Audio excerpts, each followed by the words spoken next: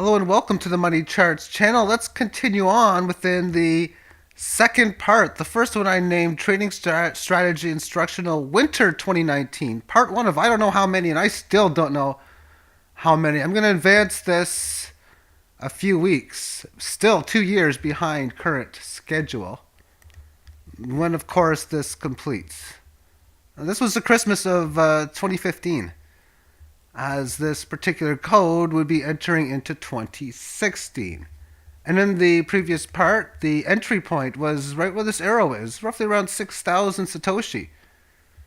And then some up and down choppy moves, just great for the trading game, and then going down. That pretty much is the bottom. Let's continue on going forward. I'm going to quickly go through where the buy and sells are until we get to the key moments. On December 28th, selling 3,000 at 27.49. And then 3 days later, keeping this at 3,000, adjusting these two higher numbers when you get buys, and really lower numbers if the selling gets out of hand. We're going to talk about that at the end of the video.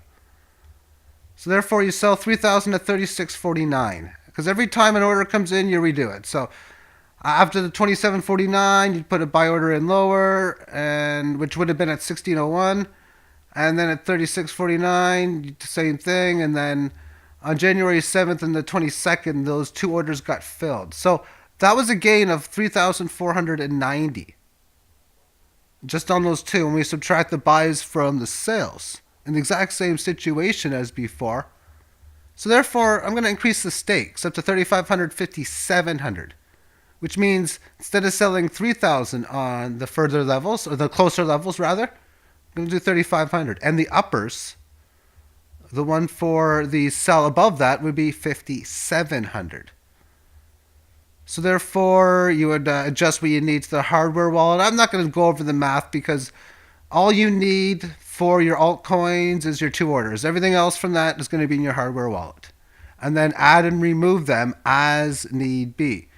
So as the market continues on, January 26th, we're now selling at 3,500, selling at 23.49, and then again at 31.89, and then it comes back down to 25.66. So that means that this order got filled. We sell at 3,500 at 32.95 and buy. So just something to keep in mind. When at the end of the video, I'm going to be talking about how many buy orders are filled. This one, I'm not going to count.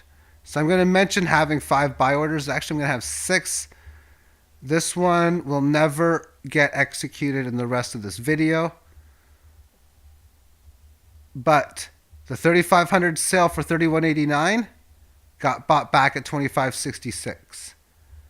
And then the 32.95 got back at 27 or 25.74. So what we've seen is a little bit of a gain twice. So in here, this was a gain of 830, and then a gain of 950. Subtract, of course, the 3,500. But on the very next day, what would happen is the double order hit. Because as I mentioned, you put 2 orders in. And let's just assume, and this one was intentionally done just to show the reference for such. But the 46.95 would have been the upper sell order. So therefore, coming into the day, as you've seen the previous days before, you were able to sell at these highs and then buy back on the day. And then the next day, you put your seller in here again, and the same thing happened where you could just buy back. So it happened 2 days in a row before, within what was shown. And then same thing, you put your order in again, so you'd have one at 32.95, and then you say you had one at 46.95. You log on your computer, and let's assume you log in once per day, 7 o'clock Eastern time, or whatever, doesn't matter, it could be any time. And you happen to see that you sold at this point and the price is back down to 33.12, well, what would you do? Well, I'd be buying that 33.12 price. And after selling 5,700 at the 46.95 handle, I would get myself 2350 for free. But sell 5,700, buy 8050. And then for the one that this one here, well, I can put a buy order in at 2401 to complete that one. And then I'm going to have to put two more sell orders in. So we'll put another one in at the 44.95. And then again at the 62.49 handle. And at the point when this was going down, there'd be almost 35,000 of these altcoins. So at 35,000, think of this on the mathematical level from here. We're in the phase of accumulation, and we're selling about 3,500 of 34,770, which means that's about 10% on the first crack. It's going to go higher on that when you're selling 3,500 on 31,000 and then on 28 and 25,000. But the theory is if you keep on doing this, you can only do this for a while before the market goes way up and back down again. But within this, let's assume you sell on February 15th and 16th. Each day in a row, you'd be selling $44.95 and at $58.95. And the buyback, that's what BB will stand for. You'd buy this back, say at 3,002, then you get at 42. The next day, you do get that buyback, and you get 1,300 more coins. And then again, you would buy the next day the buyback from the first one when you sold at $44.95. And getting 1,700 free coins in this case. And then 5 days goes by and you sell at $44.95. And then we notice something interesting's happening. Sell. For on the 17th, you sold 37 at $58.95. The 22nd, you sell 3,700 at $78.95. And of course, I didn't mention it, but the stakes raising just a little bit each time as you get the buybacks. After all, when you get a larger stack size inventory, and I use stack size from poker references, then you can do more. You can play higher levels, and that's what the whole point of increasing this a little bit like this is. But 3 regular sell orders in a row, and then you have a regular sell order and you had an upper hit on one day. So the 10,000-ish pierce below 10,000 and the pierce below 14 hits for you. And that's pretty big, but considering you had 34,770 and you had all of these sells, you're running low, but not too bad. At this stage, you'd be at 17,080 of the coins. So you'd have half of what you had on the open. You did buy 16,200 to start. And technically, the market fell from the 13,795, and you can buy some of it back. But I want to talk now about multiple orders.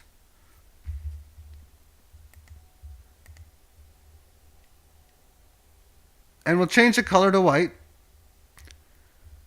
But on that date, the market has your coin pumping. Bitcoin is hanging in there with $400 prices. You have open orders of 5,290 at 5,503 Satoshi already. You have 5,170 of them at 4,200 and 5,520 at 3,002 from before. Also, that one I mentioned before, you'd have a buy order below that. You'd have another one even below that one as well. Now, your final 2 sales that you had would have netted 1.18 and a bit more Bitcoin. And the big sale at the 13,795 Satoshi level with close price in at 96.50. Well, let's place 3 even buys. Divide that 118 by 3, which gets us this number here, 0.3957. We can buy one now at the 96.50 price. And that would give us 4,100 more right then and there. So now it would go up to 21,180 from the 17 number. Put in 2 more buy orders.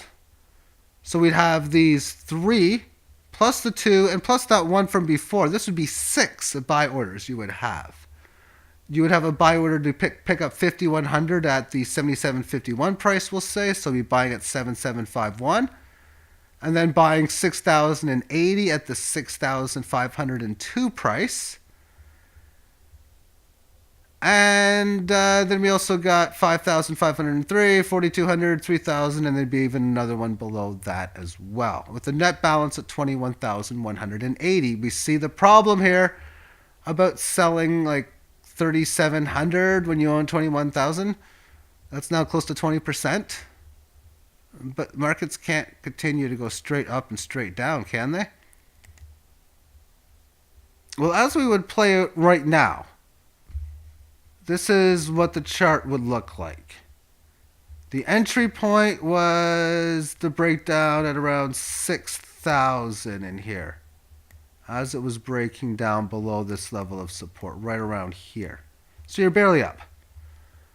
And it went down, it's been going up, and we would have been seeing in this spot how it's had this great straight up movement. These markets will go down, but how much higher can they go before they do? So therefore, when using a strategy like this, the further the sell orders go up, the amount they're worth are a lot more. But that's the whole point of it, is to try to get the best volatility and volume you can within what you own. And if it keeps going up, at some point you just have to call an audible, basically, or make the game plan change and reduce the amount that you're selling, because you'll just run out. So you're like, oh my goodness, you keep selling, say, at 37, then you just maybe stick it down at 2,500 or 2,400.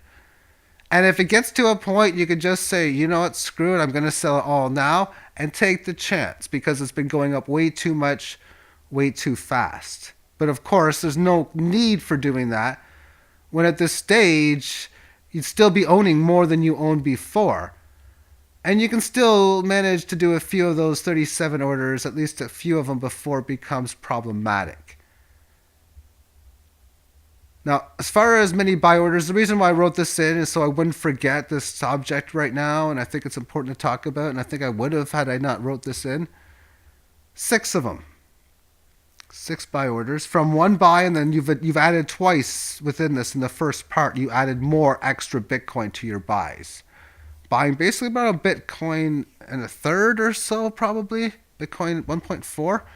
I think it was adding like 0.15 from the one in this just hypothetical game. But this is for any chart, any code. And of course, when I started this is when markets were going down, which is pretty much the case right now. But within it, we have a lot of buy orders filled.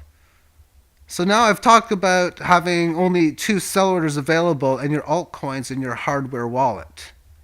Well, in situations like this, you would think, okay, you know what? I'm going to take a few of those buy orders, delete them, and then move them into a hardware wallet as well. And if the market price goes down, I'll need those Bitcoins then. I'll just bring it back at that point there. Because if this just keeps going up, you're going to have so many buy orders. Like 7, 8, 9, 10 fill in. And then throw in how many you have if you play this within shorter term numbers, which is a lot more. I don't want to talk about having to play like 20 or 30 orders at one time in this video. It'll be too much data, although it's something I do personally, especially with codes like NLC2, which is, this is not this coin, where I'll put like sell orders in like 1.5% from the previous one. So I'd sell at 300 and then 305, stuff like that. Anyway, throwing that aside, we know these would have to go down at some point decently. If I can fill a couple of these buy orders in, then again, you would recalculate how many you have. Okay, what's 10% of that number? And then now you're still selling 10% of what you would own then on a decent gain of probably about 30%.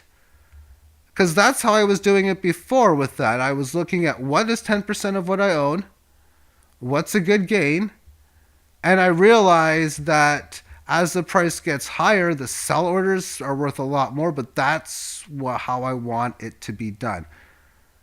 we continue from onto part 3. This market is going to do one of two things. It's either going to correct back lower, or it's going to keep going higher. And maybe it might even do a little bit of both. But as I've stated, I've done this in 2 parts, and I have done almost 1 year's worth of movement. And we still haven't even we're not even close yet. We're 1 year away from the great rally of 2017 and looking at this. Thank you for tuning in.